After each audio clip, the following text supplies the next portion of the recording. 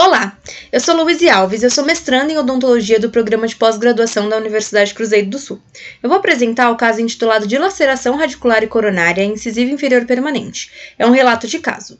As lesões dentárias traumáticas elas são bem comuns nos dentes descidos. Se tem estudado que 24,2% das lesões traumáticas ocorrem na infância, devido ao fato de que na primeira infância a criança acaba adquirindo a coordenação motora mínima, aprende a andar, aprende a correr, aprende a ter equilíbrio, sofre acidentes e traumas na escola, em brincadeiras com outras crianças, educação física, recreio da escola, e essas lesões podem ocasionar alterações funcionais, estéticas e psicológicas ao paciente.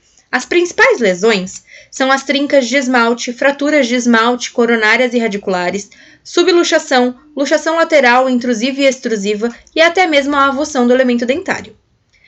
O que se deve levar em consideração quando se tem um trauma na dentição decídua é a repercussão que esse trauma pode trazer para o dente permanente. Então, é muito importante alertar os responsáveis que se precisa de um acompanhamento durante o período em que a criança sofreu o trauma e a longo prazo também para que se tenha um acompanhamento geral do nascimento dos dentes permanentes. Deve levar em consideração também como ocorreu o trauma, se a criança caiu da própria altura, se a criança caiu de algum lugar, qual foi a intensidade, o ângulo, qual foi a força que a criança caiu, de que forma ela bateu a face ou a dentição.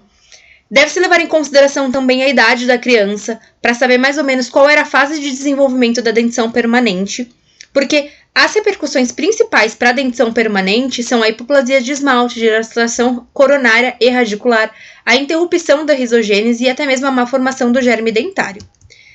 Diante dessas informações, a descrição do caso clínico e o objetivo dele é relatar um caso de dilaceração radicular e coronária do incisivo central inferior, permanente, em uma criança devido a um traumatismo severo que ocorreu ainda na dentição decídua. A descrição do caso é uma paciente do sexo feminino, de 10 anos de idade, que compareceu à clínica de odontopediatria acompanhada da responsável. A queixa principal da criança era desconforto e comprometimento estético do dente. Segundo a história contada pela responsável, a criança sofreu um trauma caindo da própria altura com 1 ano e meio de idade e o dente acabou se deslocando. A própria responsável colocou o dente de volta no lugar. Então a gente ficou bem preocupado porque não se sabe como que foi feito esse reposicionamento do elemento dentário. A gente chegou a um diagnóstico de luxação extrusiva devido a como ela contou que aconteceu o trauma e como o dente ficou. Porém, a gente ficou bem preocupado realmente de como foi feito esse reposicionamento e também a gente não teve um acompanhamento desde o início. Então, a gente começou a acompanhar a criança a partir do momento que ela foi à clínica de odontopediatria. Ela tinha um acompanhamento com um dentista, porém era um clínico geral. No exame clínico, pôde-se observar uma dilaceração coronária e uma gengivite na região do dente 41. Após o exame radiográfico, foi observado que também existia uma dilaceração radicular, porém ela não tinha comprometimento periapical. Foi indicado, então, como tratamento para responsável e para a criança, a exodontia do dente 41 e uma instalação de um mantenedor de espaço com dente de estoque. A criança nos relatou que ela não gostaria de ficar sem dente, que ela gostaria que na sessão que fosse feita a extração, ela já tivesse a colocação, a instalação do mantenedor de espaço, porque ela era uma criança que era youtuber e ela gostaria de ficar já com a estética e a funcionalidade do elemento.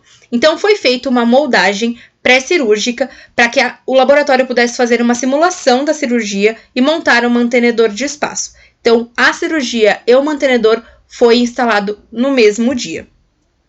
Foi feito também um expansor no mantenedor para que pudesse ir acompanhando o desenvolvimento da dentição da criança, para que ele pudesse também já ir corrigindo a parte ortodôntica da arcada da criança da parte inferior. Foi orientado que a criança procurasse ortodontia, a clínica de ortodontia da universidade, para dar início ao tratamento ortodôntico da parte superior também. A criança ficou muito satisfeita com o resultado, pois a estética do dente dela era muito comprometida antes, quando havia dilaceração, e o mantenedor de espaço trouxe uma estética para ela muito satisfatória. As considerações que nós podemos ter diante do caso é que o traumatismo no dente decíduo pode ocasionar várias sequelas no dentição permanente. Elas podem ocasionar sequelas como alterações sociais, funcionais, de autoestima, e que a reabilitação estético-funcional é muito importante, porque pode melhorar essas situações, como a autoestima, a funcionalidade e a estética da criança. Muito obrigada!